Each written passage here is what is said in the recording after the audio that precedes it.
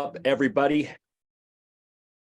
Welcome to another Trust Engine Tuesday call. It's a Tuesday takeover with myself, Todd Bookspan, the founder and CEO of Win by Noon, and none other than the CEO and founder of Plug and Play, SM, Deborah Bird. What's up, Deborah? Hello, happy Tuesday. You know, it is a great Tuesday. I didn't do this thing. That was kind of good, but that was, I don't want to miss my family. It's called a dab, and ironically, those are my initials, DAB. So there you go, dab.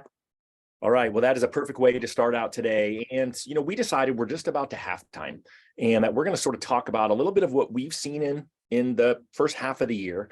And then we're going to bring on two different producers who are doing cool things throughout the call and then have them give an update on what they're doing and what their plans are for the second half of the year. Because what I find is that this is the time of the year like we've had where it feels like a super grind, where everyone feels like it's a super grind and needs a little bit of a kick in the proverbial backside. I feel like that is needed because some of you are just bouncing along, waiting for rates to drop and things to get crazy. And I do see a few of you, right? I see you all on here that are really starting to dig in and realize that this is the new normal for now. And that if this is the new normal for now, that we just need to dig in and grind. And so I feel like it's a great opportunity to chat about it. Now, yeah, some of you are saying, Todd, it's not midway to like 2 or 3 weeks from now, but that's okay. We just had, I think, an epic script-a-palooza, right, Deborah? I mean, 4 hours and 20 some odd minutes of scripting. That was amazing. And the feedback has been incredible. And I just want to thank everyone who has DM'd me or sent me an email sharing kind of your big takeaways. Hopefully, if you listen to Script-a-Palooza, you also took the time to do the survey that I know you guys sent out. But, I just want to say thank you. Those who invested their time and shared their key takeaways. So thanks. Well, you were a big part of it. Obviously, we had Phil Jones on there, and we're not going to really dig into Script-a-Palooza now because Deborah and I, those of you who registered for Script-a-Palooza should have got an email from me on Friday, and that email had the survey that Deborah's mentioning. So if you look in your spam, it comes from Todd at winbynoon.com. We definitely would love your feedback on it because the survey matters, right? This is the 6th year that Dave and I have done Script-a-Palooza, and although we feel like we've got a pretty good formula, I know that there's opportunities for us to get better. Dave and I have already done our debrief on it, and we would love your feedback as we really start thinking about 2024 Script-a-Palooza. And so that would be super helpful. And then you also would notice in there's a few links that I sent in that email as well. One was to reply with EWTS for exactly what to say to Todd at winbynoon.com if you want to be invited to the call that Deborah and I are going to have with Phil Jones. I put Phil on the spot, said, hey, I'd love to dig in deeper from a mortgage perspective in just a call with us and Phil. And we're going to be getting that scheduled and announcing that. Deborah and I have a call with him on Thursday morning, bright and early. And there was just also some other opportunities on there to connect with Dave and I. You can go to savageinsights.com. You can always see what's most important to Dave. That's his link tree. My link tree is toddbookspan.me, where you can see all sorts of cool things. And Deborah, you've got today, for people who are watching this live, a Zoom as well for people. What do you have going on? Yeah, so I just, in 10 minutes, it's really hard to go too deep with social media. So I will put the webinar link in the chat. And that's a reoccurring meeting. It's kind of like a group discovery call for those who want to learn a little bit more of what we can solve for you, but then also go a little bit deeper on where marketing is headed when it comes to social media. And so that is today at 1 p.m. Central Time. That is awesome. And so if you go to that toddbookspan.me link, you'll see there's a link for that. There's also a link to Phil Jones certification. He's running 1 or 2 more himself this year, and you can sign up for those. They're in NYC. That's New York City for those of you who are, not on the know. I think everyone should know that, but just nonetheless, that's an opportunity for you to hang out with Phil, Deborah, Denise, and I all hung out with them earlier this year, and it was a lot of fun. And so I think that's most of the housekeeping. Probably the only other ask Deborah and I would have for you, if you have paid any attention to us on the Win by Noon Mortgage Mastermind Facebook group, we've launched our podcast, the Win Now podcast. I should have worn my Win Now shirt. And we would love you to subscribe and listen. We've got some great ones. Cindy Ertman's about to go live We've had Kai McBride on there. And if you're looking to invest, we've had Pace Morby, kind of the king of subject to financing, kind of creative financing in the investor space. We've had him on twice. He had so much fun the first time he came on ahead. Who else do we have on, Deborah? So Levi Lassick, he's a big YouTube star, and he had just gotten his real estate license. It was at the very end of 2021, but all of his business comes from YouTube. And so that was, if you've never heard of him, he's part of, I thought I had the book here, Passive Prospecting. So that's another great one. And then we had Sean with Wally Elberry's team, who was talking about kind of non-QM loans and how he's built his business in that way. So just a lot of great stars. Scott Nicholson. So check it out. Win now. Yeah, we would love it if you would subscribe. And then certainly if we earn a review, 5-star review, we would love that as well. And so I think what I would kick off with to sort of talk about the rewind on the year is the whole idea of, you have to inspect what you expect, right? You have to sort of understand your numbers. And, as a coach, I'm always going to default back to that. And so the first realtor that we interviewed this year was a guy named Ty Lusk. And Ty runs the sales side of the Kenny Klaus team in Arizona. They're a perennial $100 million real estate team. And this year I was really fortunate. I got invited to speak to a handful of different $100 million, $1 billion real estate team, and really talked to him about productivity. And what I loved was Ty was really transparent with his team when I met with him, and he was really transparent when he shared it with us on the Win Now podcast. And Ty said that in the first quarter of 2022 of last year, he said that ultimately took him about 34 meetings. He called it like a conversation or meeting with a client to get an appointment. And then he said that in Q4 of last year, it took 104. So it was 3x the number of activities to get the same result that he wanted, which was a meeting with a client. And so it's an interesting perspective, right? Because if you've all felt this slowdown, and the difference is that Ty could see it coming. He could see it coming because he measures his activity each week and he tracks his results. So he's watching this happen. And then as a leader or as a producer, you have to have that decision. Right? You have to have that decision time of, okay, you know what? At one point it went from 30 to 60. So it had doubled the amount of activity. So you have to decide, what's my activity going to look like if I still want the result? And so I'm going to re-interview Ty in a couple of weeks, and I'm going to find out, hey, how does that number look here in 2023 compared to last year? My guess is it looks kind of the same. And so what I would encourage you all to do as we look back on the second half of the year, if you're somebody who's looking at your numbers, right? So recording your activities, whether that's calls, whether that's quality conversations, whether that's live meetings, right? That's the activity side.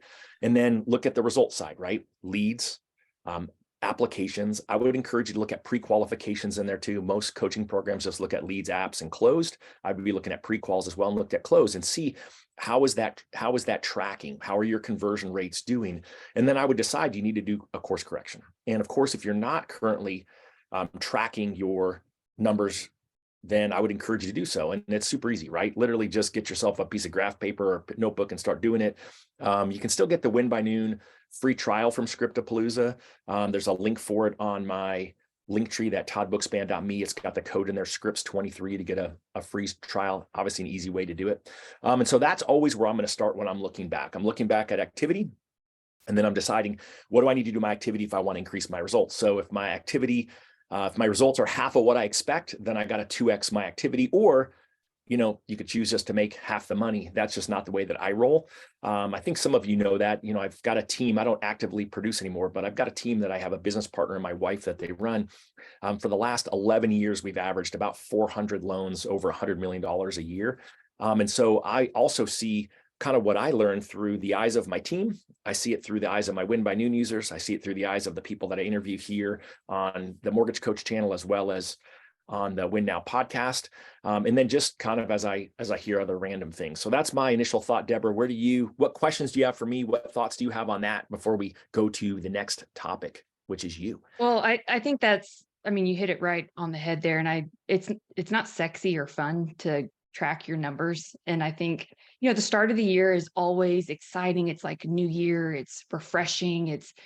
I think the winter was a little cold, to say the least. And so it's always great to then revisit when it's mid-year. And I just encourage everyone to get excited again, to kind of start fresh. Like, we're about to finish not only mid-year, but we're going to start Q3. And so what are you going to do differently? Like, make the decision that you're going to take the time. So pick time in your calendar from now until the end of the month of reflecting over your own apps, your leads, the number of conversations you've had. What are things that you liked best? So this is something that Phil had taught us. I don't know if you remember the LBs and the NT. So if you make a list, like a T chart, an LB means what did you like best? And then NT is next time. So what are you going to do differently come the second half in order to potentially reach your goal? Or how far off or how far ahead are you going to be? Because this is when, just like in a sports game, if you didn't keep score, you wouldn't know if, do we need to put a full court press on or not? And I think sometimes we don't want to look because we know we could be behind. And so it's one of those, you just don't want to look at it and you avoid. But that's why I'm super excited even to have Walt on today's show. Is he's going to talk a little bit about the CMA a day challenge and how many times he's done this and how he's had to tweak and revise and learn from, again, what went well and what to do differently to where he's now having massive success. And to me, that's what a true leader does. And it means taking the time and reflecting so that you can just sharpen that saw and make small little tweaks. And it may not be perfect the first time or the second time or the third time. But when you keep at it and you're relentless at being committed to improving, it will and can get better. It reminds me of Denise Donahue's interview when she talked about the chocolate chip cookie recipe, how everybody has to kind of figure out their own recipe, and it's not a one size fits all of what works for everybody. You kind of have to make it your own, and you won't know what that is until you put the reps in. So, obviously check out winbynoon.com to have a planner to keep it organized for you and structured so that you can keep track. Otherwise, you're winging it and you don't really know what's working and what's not working. And worse, you could be making it out to be much worse in your head. If you're anything like me, that's what I typically do. Well, and I have, yes, I have winged it by the seat of my pants, many times. And so I think that's why you have to decide what's your framework going to be and how are you going to make goals. And so kind of a precursor to sort of the action plan at the end. So let me just sort of get your thinking on this. When I was part of a group called the Masters Coach with Building Champions, we would do twice a year, at least a challenge. And was a quarterly challenge where we had to pick one personal goal and we had to pick 2 to 3 business goals. I would say 2, because again, if you have too many goals, you're chasing too many things, right? And so you want to think about that. Like, I would just get a piece of paper and I would write down, kind of divide it, write 2 lines down and have 3 columns, right? So, you can have a broad goal and, over the next quarter, right? And again, it's really this whole idea of looking a quarter, even though we're talking about the second half of the year, we're going to divide it in 2. We're going to look at Q3 and start thinking about it now. What is it you need to do today to prep yourself for it? And think about 1 personal goal and 2 business goals. And then when we get to the end, I'll sort of talk through the framework of that, right? And so what you're going to be doing as we interview Walt and Keith today is listen to what they're doing and think, okay, is there something that they're doing that maybe I could implement into my business? Or maybe you heard someone say something on Scriptapalooza, or maybe you have a team member in your office, or maybe, you watch some other video of Denise or someone else in this channel and they had an idea and you thought, gosh, maybe I should do that. Well, it's time to write it down, right? What happens is when you write things down, there's plenty of science and research that shows that it's more likely that it's going to sink into your brain and then move you forward. And so it's kind of the reason that sports teams watch film, right? They watch film to get better. And so when I talk about looking at last quarter, last half of the year, we're doing that because it's the way that we as mortgage producers can watch film to get better. And then, I think probably maybe the last thing before we bring Walt on, Deborah, what do you give us the social perspective? So from a social media perspective, what have you seen in the first half of the year? And then what do you want to encourage here in the second half of the year? I know you're going to be talking about it today on your webinar at 1 Central Time, which is just right after this. But can you give us a little bit of a precursor on that? I would say that I think it went from being a cute idea of people knowing they need to be on social and they've heard about the success that others have had to really becoming, like, it was probably about March when people were like, all right, I definitely have to do something. And I know me trying to do it all myself, like how in the world am I supposed to be, quote, a content creator, but also wear all these other hats when it comes to being a loan officer? And we're talking about a time when a lot of companies were telling LOs based off P&Ls, like you may have to get rid of your LP1 or LP2. So like I had clients that were like, I just adopted more tasks because I had to lean up my production. And I now realize like I have no authority online. No, I'm losing business to people who are like newer in the industry, but it's because they're willing to put themselves out there consistently where they actually look like a big deal. And so they're losing their market share. And so I'm excited because it's been enough pain where I feel like people are now raising their hand like, all right, I got to do something different. I've got to learn and get better myself and get over some fears because of the pain of the well kind of drying up. They're now raising their hand and asking for help. So obviously we love that because that's exactly what we do. And it's something that we've been talking about for a while. This is a long-term game and strategy. It's like investing. It's not going to be all of a sudden you start posting and you just have all of these leads coming in. It takes time and a process to grow your authority. But just like they say, when is the best time to start investing? Same thing with investing in your brand. So you can't be invisible anymore. And that's what excites me is, we're seeing more and more people starting to reach out because they know they have to, in order for their business to succeed, they're going to have to be online. Yeah, I love that, right? And I always look at investing in two ways, right? We're talking about investing in ourselves, right? Our self-development and what we're doing there. And then I'm definitely loving the wave I'm seeing of financial literacy, like a lot of what Kristen Messerly, Dave, and I are doing, and founding friends like you, Deborah, in the First Home IQ, the nonprofit that we founded, as well as just the general conversation around that. So we'll have to tease Keith Collins is teaching wealth building to real estate agents. I saw him posted up, so we'll have to quiz him on that. But I think the bottom line is that you all know you need to be doing something, right? Whether it's social media like Deborah's talking about, whether it's looking at your numbers a little bit tighter, like I'm talking about, or something different. And so just start thinking about what are those goals you're going to do, and these goals need to be goals that you are kind of hyper focused on, right? Like what is truly like the big goal.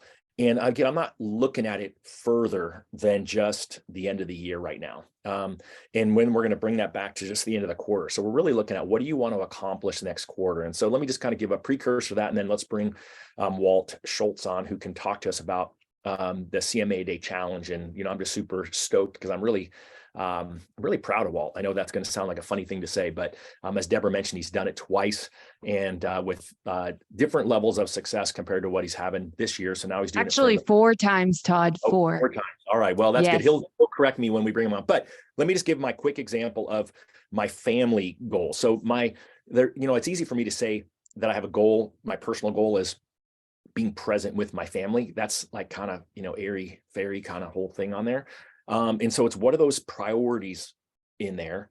And then within those priorities, then what are the action steps that I'm going to schedule for myself? So a lot of, spending a little over 2 months in Venice, California, Venice Beach with my family. Then I head home for a few days, and then I'm heading to Europe for a little over 2 weeks with my family. And so for me, I'm prioritizing it, not just by what I say, but actually by what I do. And then it's really a challenge, right?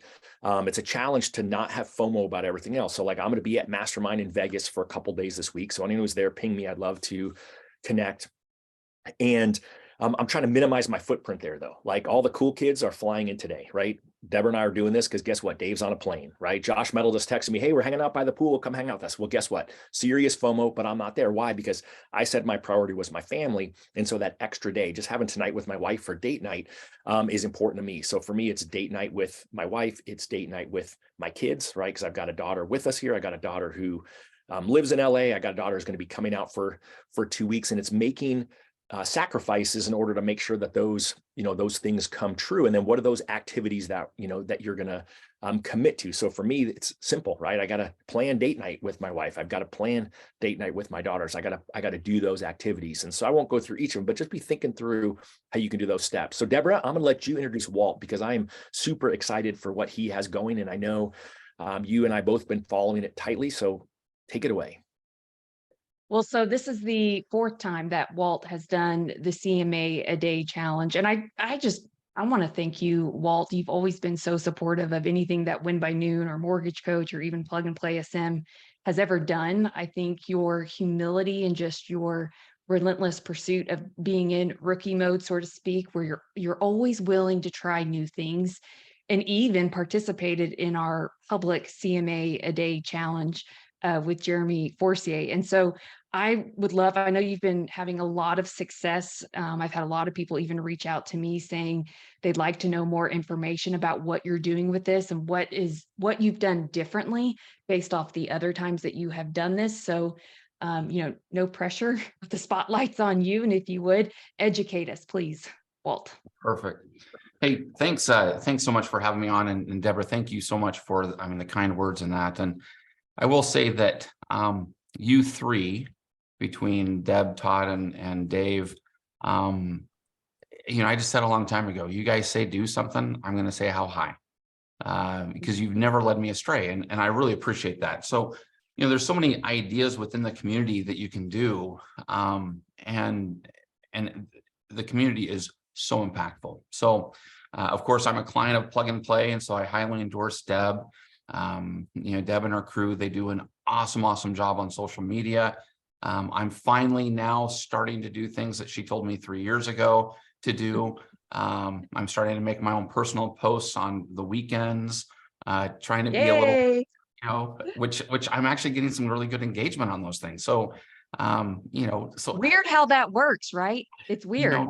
Just be quiet. Just, it's, anyway, that's what we're here for. So, and of course, Win by Noon, Todd has always been a big supporter, and I love you guys and highly again support you guys. So, so the CMA Day Challenge, I'm sitting in Vegas a couple months ago at the Modern Mortgage Summit, Modern Real Estate Summit. And I'm watching the speakers, and Dan Keller pulls me aside right before the event and says, "Hey, I need you to role play with me. I need you to be a realtor." And I'm like, "Okay, cool." So I'm up on the stage for a couple of minutes being a realtor, and up on stage is actually where I started to ponder about what does the industry really need? We have an affordability issue. We have a listing issue in the US. I'm hearing all of these, top producers that I'm rubbing shoulders with and just kind of in awe of, and they're saying it's harder today than it ever has been, harder than it was in 2008. And I'm like, yeah, it really is. It is definitely a more challenging market than it has been. So at that point, I went back to, okay, what's been successful for me? And I've always been a big educator. So we do classes every month, and over the last 15 months or so, we've had 420 realtors in our classes, and we get a lot of realtors filtering through. And so I thought, at the event, okay, I'm going to do another CMA Day Challenge. I had done 3 in the past, and I've done those really on a local level, where I just did them for 3 months, created content during those periods of time, and I had certain key players, certain key people come and speak on things that I'm not an expert in. And there's a lot of different things that you can speak on within the CMA Day Challenge. So basically, we started off on day 1. I went to the YouTube channel. I went to Jimmy Burgess's YouTube channel, and I had him join us via YouTube. And we just watched his video on how he did a CMA day and how he was so successful. From there, then I would have other speakers come and speak, and some were kind enough to come to our class and speak. And I got great reviews during those CMA Day challenges. What I found is that I needed to have something sticky to bring realtors to the challenge, though.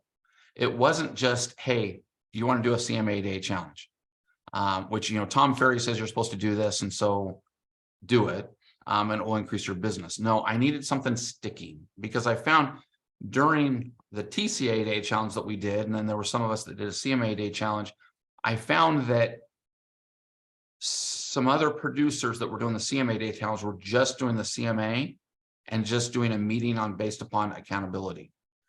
And they had 20, 25 realtors at the start. And then the next meeting, they had like 3, because not a lot of the agents do the CMAs at the start. They'll get to doing them later, but they just don't do them at the start. They need to get going on technology. They need to get Bomb or Vidyard and figure things out. So I decided early on, I would do a seminar series in conjunction with the CMA Day event. So I tried to add value. Over a 3-month period of time, we would meet every other week.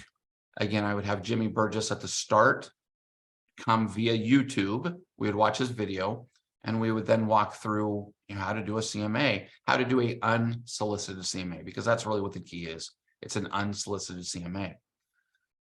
And then again, I would have other speakers. I would have some come via YouTube. Again, we would just watch their videos, and then I would have other speakers come, and I was grateful to be have those speakers come and speak on things that were outside of what I was an expert in. From there, then, I found that throughout the challenge, everybody loved it. Everybody did it.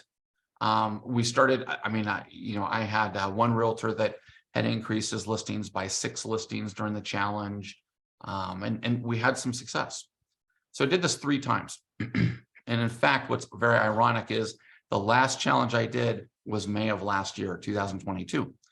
And then I kicked off a challenge this year, May of 2023. So exactly 1 year later. This time, what I did is I came back from Vegas. I'm involved in another group, and we were all talking about ideas on how to increase business. And these are pretty influential loan officers. There's around 24 of us, and we're sharing ideas. And then finally, I just kicked off with, I'm going to do a CMA Day challenge. And people started saying, what is that? What is that? What does that mean? And I'm like, well, it's a CMA a day. You get realtors to do a CMA a day. It's not that hard. And and then all the questions started flowing. How do you do that? What do you do? And then I just had kind of an epiphany of, okay, you can come join my CMA Day challenge and see what I do locally, or we can do this on a national basis and have a lot of fun with it and have some big numbers. So they all wanted to do it on a national basis. So we've got a total of 12 lenders that are involved in this CMA Day challenge nationwide. We've got, I've reached out to a lot of my friends in the industry and begged them to speak for us. And they've been willing to do this to be able to help benefit us and help benefit the community and the industry. Together, between these 12 lenders, we have over 200 realtors that are involved in the challenge. We meet every week, and we have a speaker again speak. For instance, this next week we have Spring, and I don't know that I pronounce her last name right, but is it Benson? Benson. So kind of silent. Yeah. So we have Spring that is speaking. Number 1 agent at Real, and you guys all saw her at the Modern Real Estate Summit. Exactly. And I sat right in front of her at the event. So she knew who I was, and I was able to reach out to her, and she gladly said, hey, I'd be happy to speak. I went back to some of my old speakers. So Laura Gillot here in Oregon, she's the #1 realtor in Oregon. And I called her. I don't do business with her team. I want to, but I don't. And I called her at 8:15 one morning, and the phone rang, and she picked up the phone. I said, hey, Laura, how are you doing? She said, good. I said, hey, I'm looking at, and she said, yes. Didn't even let me get it out. She always knows that I call about this. And so she does a great presentation on client events and how to hold client events and generate business from client events. So we then set this up to be a national challenge. We're meeting weekly this time. And the success has been really huge. And I call this really a magical CMA Day challenge, because what I found is that we all came off of the last couple of years of great time in the industry where, our phone just rang, left and right. And we think that, I'm not going to use the old analogy that my dad used to say, but we thought that we were all that. And then we were humbled. In the industry, we were very humbled. And, again, it's a challenging time. And so I wanted to do something to benefit realtors, something that would be a massive value to realtors, to where you could call any realtor and have something to talk about. And that's exactly what the CMA Day Challenge does. So what it's done to the other 11 loan officers that are involved in the challenge, and they're all throughout the US, all different companies, is I get words back saying, Walt, this is game changing. This is life changing. It has helped me to be able to get over call reluctance. I now have a reason to call a realtor, and I have a reason to call a realtor on a weekly basis, which I didn't in the past, which is what we've all been taught, right? Walt, it has helped me to be able to rekindle relationships that I haven't had that I haven't had for a little while, and it gave me a massive value to be able to call and to say, hey, look, we've got these speakers. If you can't do a CMA day, it's okay. Just come to the lecture series. So it gives us the ability to then create that relationship with that realtor through the lecture series. Now you may say, okay, if I do this on my own, what do I have? What do I have? I mean, and if you do a 90-day challenge, a 90-day burn, and it's 12 weeks, so you meet 6 times. Well, the first time you have Jimmy Burgess come via YouTube. I will say that Jimmy came to our event live, and he did a live event for us. Let me back up. You also get, not only do you get all of the benefits to be able to talk to a realtor, but now you get massive social media info because you can repost the videos. You can post on, here's who the next speaker is. Here's our past speaker. I mean, you've got 3-4 posts that you can do on a weekly basis. I have to really watch it because, Deb's posting for me on a daily basis. And then I'm like, okay, do I post again? Do I wait a couple hours? When did she last post? I don't want to do one right now. And then 2 minutes later, boom, I post something. So I have to watch. But you get a lot of content to be able to then push out there. Now, you want to do this on your own. You don't want to do a national. So again, 12 weeks, that's 6 meetings. Have Jimmy Burgess come, YouTube, do the CMA Day Challenge, have him explain it, how to do an unsolicited CMA, how he found great success in it. Now, his success was within a 90-day period, he did 72 CMAs, and he created $12 million worth of listings. He sold $9 million worth of those in that first time. Then after that, over the next 6 months, he created an additional $5 million worth of listings. And I don't remember if he sold $3 or $4 million worth of those. So huge success. Now, again, 2 weeks later, you're gonna have a meeting 2 weeks later. So you have your front, and then your end meeting. Your end meeting is just a recap with everybody. How was it successful, and that. But then now you have 4 meetings left that you have to do. Then just go out and reach out to other realtors in the nation who are great at things. Reach out to other people that are great at things. So I mean, you can talk about lead generation, technology. You can talk about personal branding, networking, legal. I mean, a great event would be legal and regulatory compliance. Not really, but that sounds really boring. Come for that. That's what I'm saying. That's why you have an attorney come, negotiation skills, time management, productivity, client relationship management. I mean, there's just so many different areas. You can do listing presentations, buyer presentations, whatever. All right. So let's make this actionable for people, right? So yep.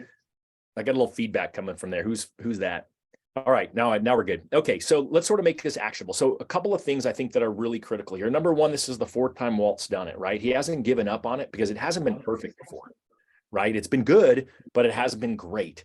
And then number 2 is he had a vision for it, right? It wasn't like, hey, we're going to start, and then if it doesn't work, I'm just going to stop. He's got this vision, right? 12 weeks. And so the idea of this and where he said it came from was, a few years back, we did a wall chart that you can buy from Win by Noon. It was a TCA a day on one side, and on the other side of it was the CMA a day for real estate agents.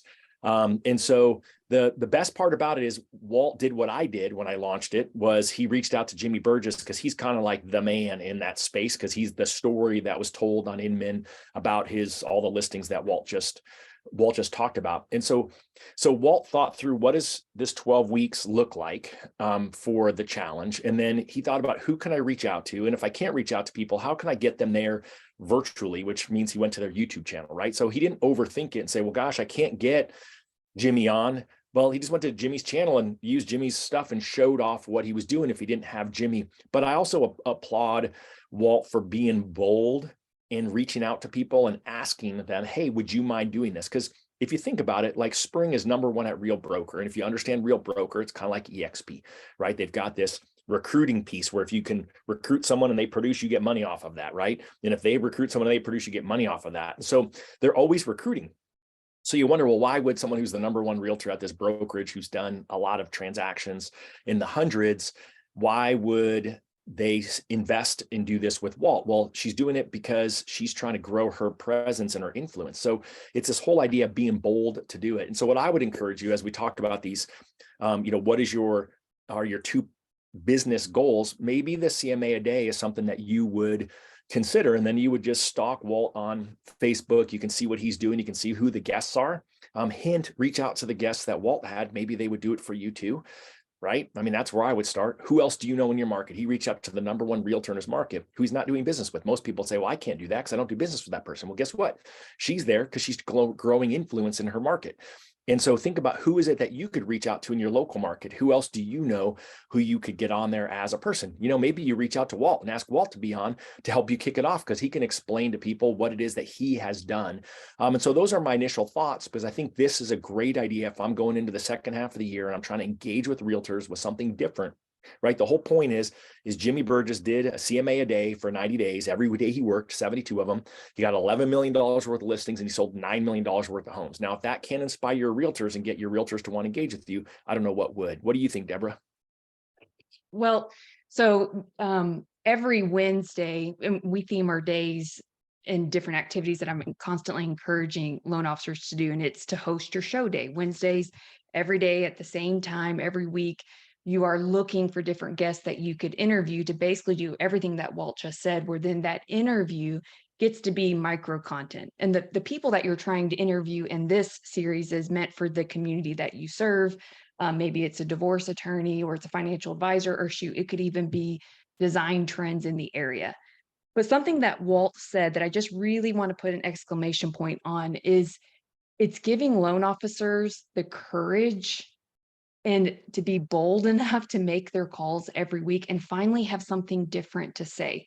Because I think that is the hardest part, whether it's a mental game of just, maybe you're coming in Monday or Friday or whenever you typically do your agent calls and you're like, gosh, I just don't know what I'm going to say. Like, how could I offer something of value that's sticky, to use Waltster's word? And the agents right now also crave value. Like they're also bleeding a little bit and needing innovative just ideas and even good leadership and in a sense of community, that everybody's doing this kind of together. And so that's just something that if you're someone struggling to make your calls, and like we know most of your business is coming from real estate agents and you need more partners, because let's face it, the agent transaction count is down, then what are you doing to get in front of more agents? And is that call reluctance coming from a lack of either knowing what to say or having something of value to offer? And so, Walt, you said this is something that you're doing nationally with other loan officers. Are you going to do this again? Is there a way other lenders, if they're listening to this, if they could participate in the future? What does that look like? Yeah, so just reach out to me. W Schulz, SCHULZ at canopymortgage.com. I am going to do another national event and keep growing this.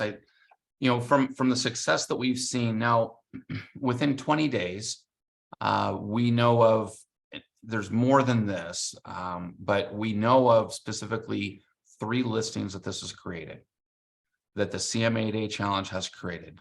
And it's not a big number right yet. We're getting the numbers back from the realtors right now. But a text that I got yesterday, hey, Walt, thanks for checking in. I got 2 listings.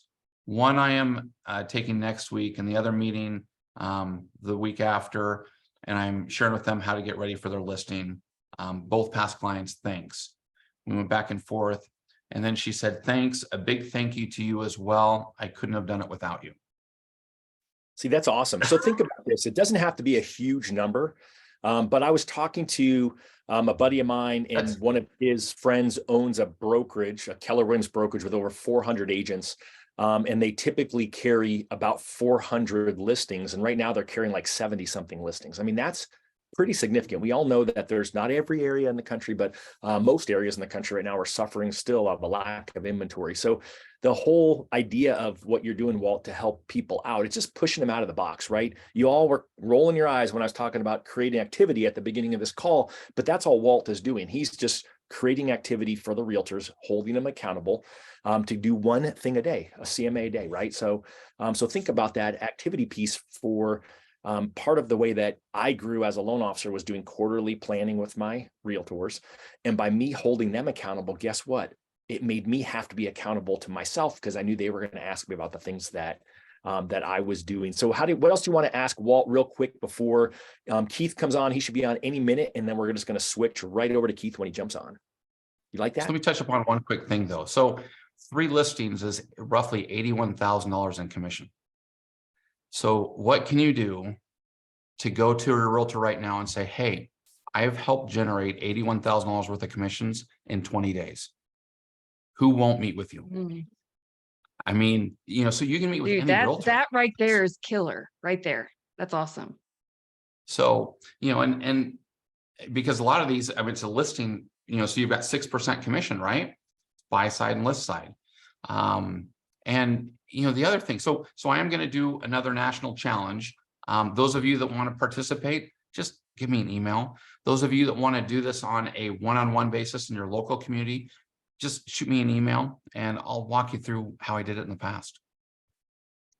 And I did put Walt's email in the chat so that you guys, there's no T in his last name. So just to make sure that you have this spelling correctly, make sure you review the chat. So he's not like Charlie Brown Schulz. Correct. No, I am Charlie Brown Schulz. It's the correct spelling. That Charles was SCHULZ. Oh, was he also? All right. Well, see, that shows you what I know. Oh. I put it all of the time.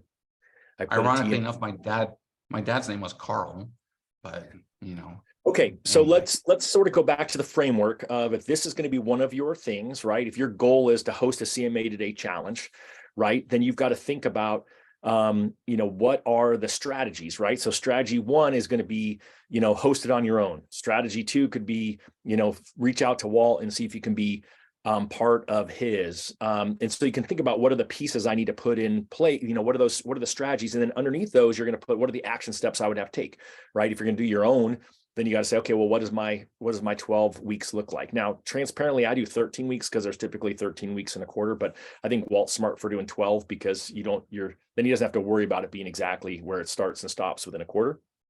But that's what, if you got the CMA Day chart, it would have on it.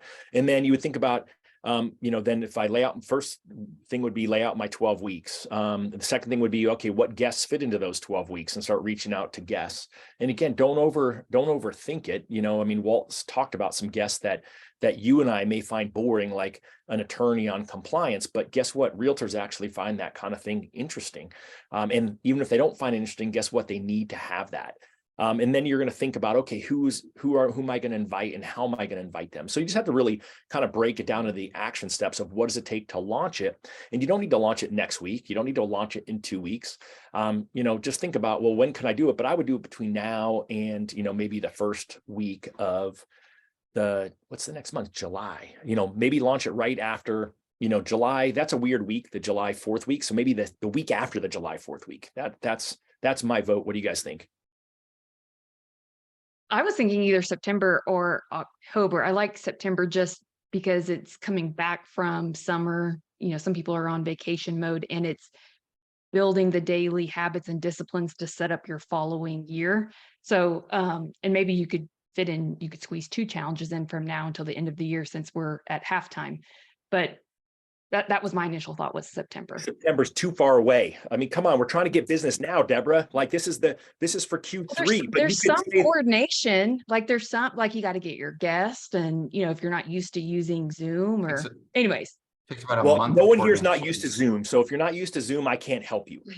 However, I would say with everything else, like again, I would consider the whole idea of pushing yourself, right? I mean, the problem is we all know that there is Parkinson's law, which is that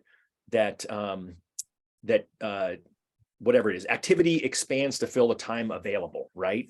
And so activity expands. So we all know that, right? I used the example before that in December on one of these calls, I'm like, I'm going to make 100 calls to realtors in a day. And so the first time it took me 9.5 hours. And my goal was, even though I said it was 100 dials, because there's a few people on this channel who've said they've done 100 calls, but when I've talked to them, they've done like 70 to 80 calls. I did 100, over 110 dials actually, because my personal goal was to talk to 50 people that day. First time it took me 9.5 hours. Guess what? Because I gave myself 9.5 hours.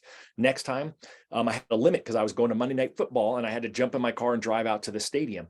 And so the next time I got my 100 calls done in less than 8 hours. And then the last day was right before Christmas Eve. And my wife is like, yeah, no, you don't have all day to work. You've got only half a day to work. So then I knocked out 100 calls in a 4-hour period. So it's the whole idea of, I agree with Deborah that you could take till September to do it. I would just encourage you that maybe you take the Todd Parkinson's approach and you squeeze it down and you start it in July. Boom. Okay, you're right.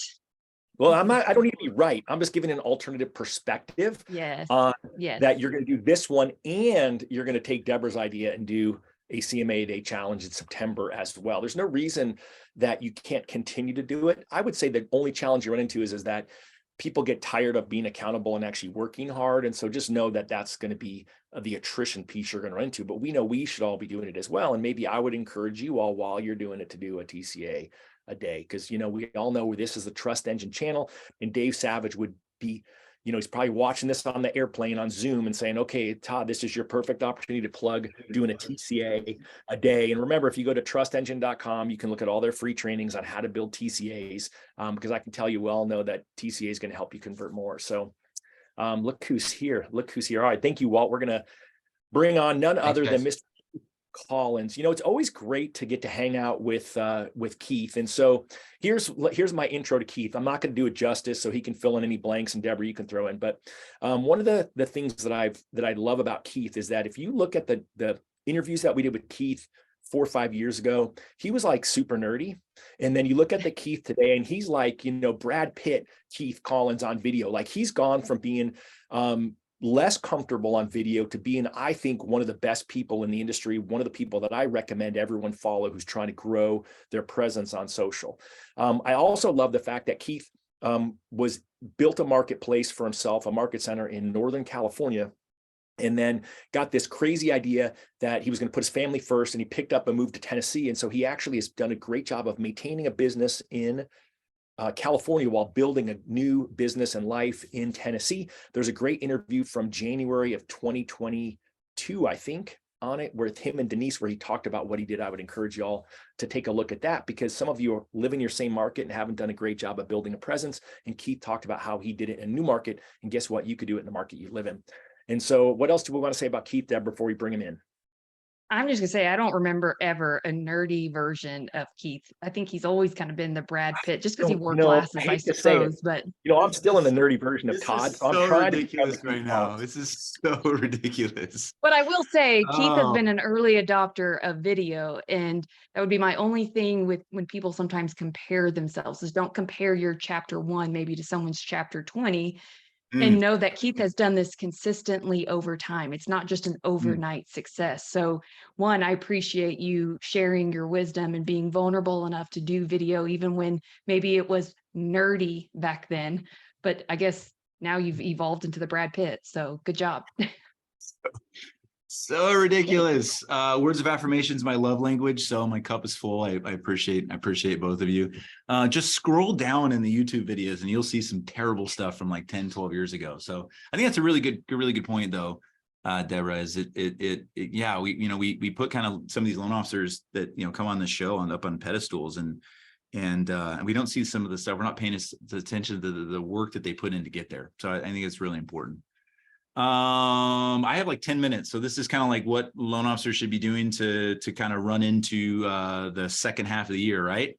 Yeah. And so, Yes. kind of to preface it for you all, I mean, Keith is so kind to get on here. He had a coaching call and I said, hey, just jump on anyway. And so he doesn't know anything of what we talked about, but yeah, we're just really trying to say, okay, here's what happened in the first half and here's how we're going to take action in the second half. And so I love seeing what you're doing. I just saw that you're doing a wealth building class for realtors. So I'm super stoked to hear about that when you get it done. But what is it that you feel would be a great opportunity for loan officers that are listening? Wherever you want to take it, you got the floor is yours.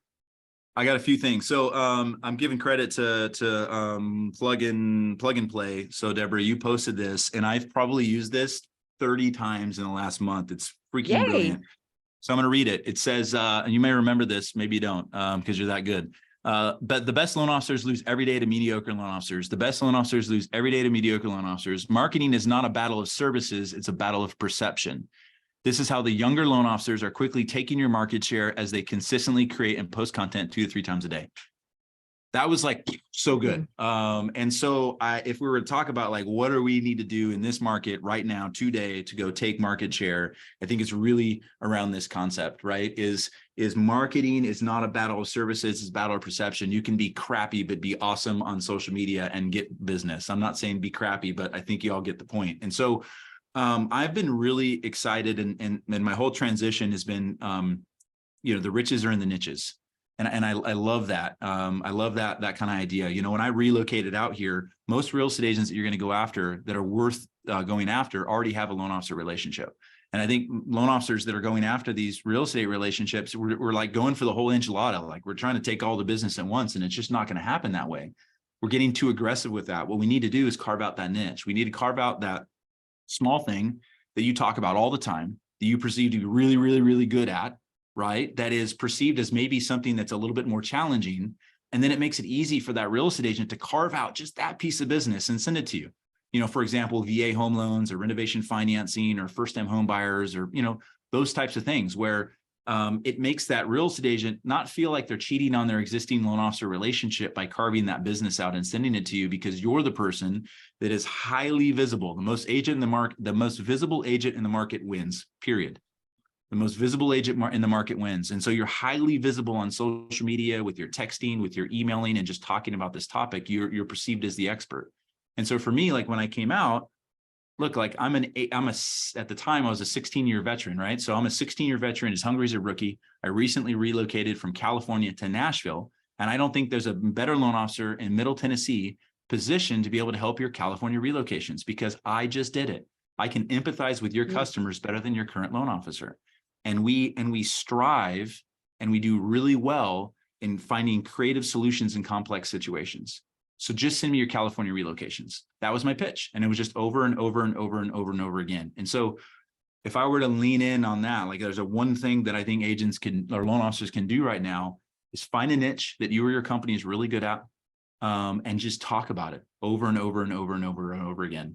And when you're calling your real estate agents, you teach them something about the topic and you invite them to a class. That's the easiest thing to do. We're all worried about, calling real estate agents and I'm running hard right now. Sorry. We're in freaking sales, y'all. Like we are in sales. I hear a lot of loan officers saying right now, like, I'm not a salesperson. Like you're getting beat up by salespeople. You are a salesperson, right? You have to be. We are a salesperson and we got to sell. We got to sell hard now. And so when you're calling your real estate agents, you're teaching them something ideally about this topic, right? And you're inviting them to something ideally about this topic. It's the easiest call in the world to make. And you just consistently do that over and over and over again, and you will start getting business from them. Love that. So how often are you teaching classes? So I'm teaching a lot of classes. So I'm trying to teach 2 in-person classes a month and then 2 virtual classes a month. So my company does a really good job of actually providing full PowerPoints and the whole thing and the class and Eventbrite, they make it like plug and play, super easy. And so I'm teaching 2 classes a month, and then I followed up with virtual. So I'm teaching my wealth building for real estate, literally in 2.5 hours to 40 some odd real estate agents. And then I'm teaching the same exact class virtually on Thursday. So I think if you teach a class, you should teach it in person, and then you should teach it virtually. Same topic 2 times. You may only have 5, 6, 7, 8 people that show up to it. That's okay. But you're calling them, 2-3 times, inviting them to it. Maybe you're slide out broadcasting even a bigger list. You're emailing them bomb videos, and you're emailing them, and then you're reach texting them. So you're reaching out to these agents all the time, inviting them to the class, and then you're actually teaching the class. Well, and love what I that. love about that is oh, go ahead, Todd. No. Is it puts some accountability on you. That's what I love when loan officers are required to teach and to then invite people to the class, is it's also accountability for you to up your game a bit and to constantly study the market. So there's lots of benefits to that, not only as you as the individual LO and being that knowledge and that educator, but also then equipping your agents where just small little tweaks of conversion for them. I mean, that helps everyone's bottom line. Yeah. And I really prescribe to the idea, you know, I know I'm not going to pick on Todd Duncan. He's got some really good stuff out there, but Todd Duncan would always say, like, you work with 10 agents and do 30 transactions with them. And I've never been able to figure that out. I haven't. I've got, 2 or 3 agents that, maybe I do 10, 15 transactions with, like, that's awesome. But I've never been able to like stack the deck of whales. And so Hunter Marquardt, I hope I said that right. He kind of changed my perspective on this. He doesn't even know it. I was an MMI just kind of searching, and I look at his numbers, and he's closing like 300 transactions. And he has like 200 agents he's done 1 transaction with, And so when you're doing these classes, it's a lot easier to go wide and spread a wider net when you're teaching multiple classes, because you don't have to go do the open house and do the meeting and the coffee appointment and all that stuff. You just call them, invite them, teach a class, add value, and they send you business. How long are these classes you're teaching? Are they like 2-hour classes, 30-minute classes, somewhere in between? They're booked for an hour and a half. I usually talk for 45 minutes, and then there's, Q&A afterwards. So I always start a class. I think this is where, people make mistakes sometimes. I always start the class with music, right? Like, get it excited, get it moving. But I always start the class with those big 3M sticky pads. And I say, hey, we're doing a wealth building class for real estate agents. You signed up for this, you committed to an hour and a half of your day. Like, what are you trying to get out of this? And I'll completely pivot my message if the majority of the class wants to talk about something totally different, because I want to make sure that we're talking about information that's super important to them. So figure out what they want to hear about, go through that, and then teach my class. And then we always have a survey at the end. What did you like about it? What would you like to see different? What other topics would you like to do? And then there's like, you want to have coffee with Keith, you want to get onto my email list. And I think there's, and then scripts, video scripts. Do you want my video scripts? Dude, that's genius, right? Like, think about that. Like, again, blown away, Keith, always by you, because that's what a great way to end a class, is to ask them if they want to connect with you, and then ask them if you can provide some more value for them, where, and it didn't take him, he didn't have to pitch it from the stage and feel like a salesman from the stage. He just gave it to him, asked for their feedback, and, oh, by the way, pitched it to him, but just in a softer way. And I love that. Me, I'm kind of corny, so I'd probably say, hey, here's a survey. It's super important. I need you to fill out the top part, but you know what? I actually need you to fill out the bottom part too, right? I'd come up with some cheesy script, but that. Yeah, there's actually a checkbox in there on the cheese, and it says, I don't need anything, but I still love you, and you'll get a Christmas card or something like. But it's good. Yeah. The other thing is, and I've recently started doing this. I should have been doing this a long time ago. I got this from Denise, actually. She does the whole nerd group. And so she's teaching classes, not only to her agents, but she's teaching to her customers. Why have I not been teaching classes to my customers? And so now I'm teaching classes. So we're this wealth building class, I'm teaching it to my customers in 2 weeks. So my whole database, I think I have 30 some odd clients that signed up. This is my first one that I've done. Excited and nervous about it, but like, why am I not? I teach all these classes of real estate agents. Why am I not reaching out to my previous customers and teaching a class too virtually? It's easy. Well, and it makes it easy to reach out to them, because I think sometimes, like, especially during COVID, when maybe people forgot to reach out to their clients, or you were inundated with just the refi boom, that she always does a client appreciation party, usually 2 a year. There's always a summer bash where she rents out a water park. But yes, she also then has taught virtual classes, and probably the one that was most successful that she's had, just because I get to see some of the behind the scenes, was the one about if you've ever wanted to get into the investing side, that game of how could you possibly buy another home when you already have your current home. That was a well-attended class. And she had a family law attorney that came on, just talked about basic things like, what if there's a geographic restriction in my divorce decree and I want to move? Like, is there any possible way to just adulting type lessons that the feedback from the community was fantastic on. Adulting lessons. I like it.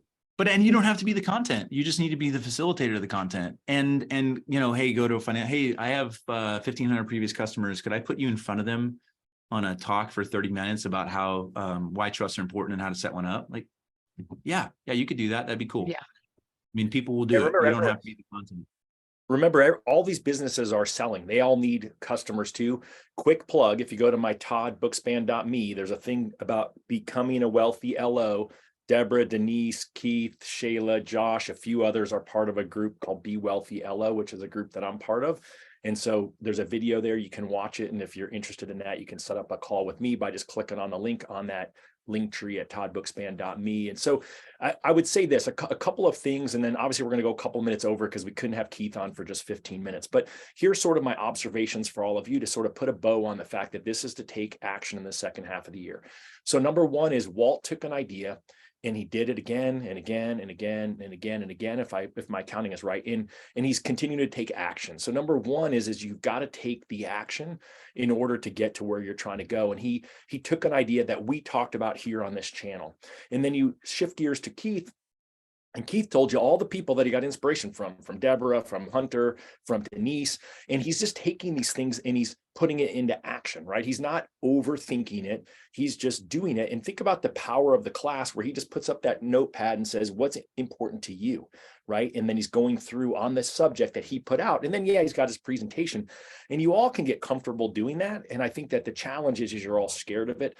But the bottom line is that there's plenty of presentations that are inside of the Mortgage Coach, now Trust Engine YouTube, Facebook group, right? So if you go to the Facebook group and you there's a little magnifying glass, the search thing, right? And hit search for the file section.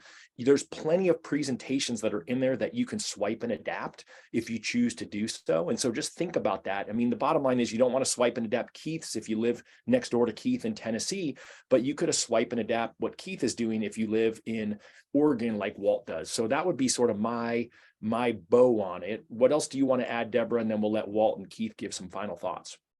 Well, just from a social media standpoint, I have so many loan officers that get caught up in, I don't know what to say and I don't know how, and, what do I post? And when you do what both Walt and Keith talked about today, guys, that is your micro content that then you can invite as collaborators, these other guests, where then you're adopting their audience and their trust from their following. So this is the holy grail. And it kind of puts a bow on what I tell clients of every Wednesday hosting your show, where there's no pressure on you because you don't have to be the expert. You just have to be really good at being curious enough to ask strategic questions and make your guest the star. Like they're the hero.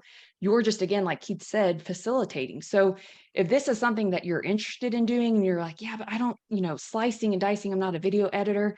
Guys, we have really cheap video editing packages that come down to $50 a video, where we do all the jazz. We take it out, we clean it up, we do 12 videos a month. And then if you want it posted or you want to buy our scheduling tool that to then auto post, you can. But there's really no excuse when you use these two strategies to create an endless flow of relevant, good content that's based on what your market finds as valuable. Love that. All right, Walt, what's your parting words of wisdom? In the illustrious words of Shayla Gifford, be relentlessly persistent. So just consistently do it, and I love what Keith had said is that when he does the class, and this is what I found, is when you announce the class, you're going to do the class, you've announced it to everybody, now you have to do it. So it holds you accountable to doing it. You don't want to look like a fool in your marketplace. And there is so much information that you can gain. I mean, so many different presentations. You can do a presentation on anything. I mean, AI right now, ChatGPT. Do a presentation on ChatGPT and how to create a business plan out of ChatGPT or whatever. So just be consistent. Love it. All right, Keith. So we definitely will have Keith back. I'm so grateful, Keith, that you jumped on. I know you were nervous about coming on just for a few minutes and you crushed it as always. Give us some departing words of wisdom. Yeah, I'm going to play off of kind of what Deb was saying here. So about content. So it's a shame that people don't know what you know. Like, lock that down. It's a shame that people do not know what you know. So where I'm going with that is every question is content. We probably get what, from the initial, hey, this is so-and-so, so-and-so said I want to call you to get qualified for a home, to like, hey, here's your keys.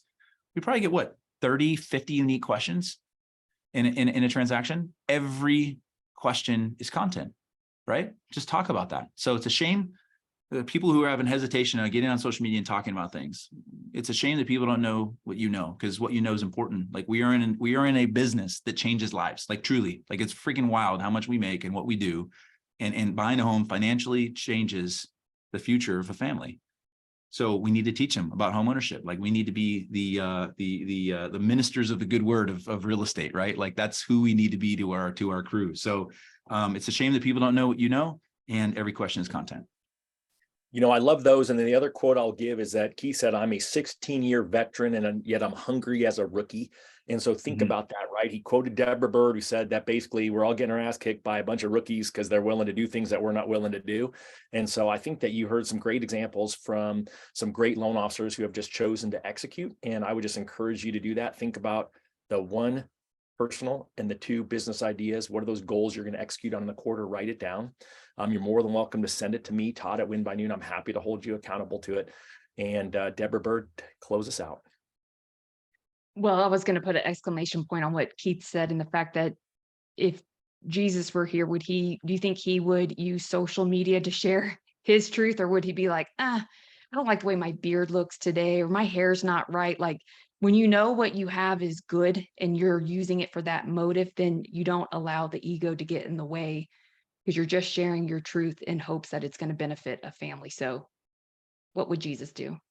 All right. Well, let's go. How can you top that ending? So on behalf of Deborah and the folks at Plug and Play SM, myself, my team at Win by Noon, and Dave and the whole Trust Engine team, thanks for joining us for a Tuesday call. We went over, but it was worth it. Thanks, Keith. Thanks, Walt. Thanks to all of you. We'll see you next week.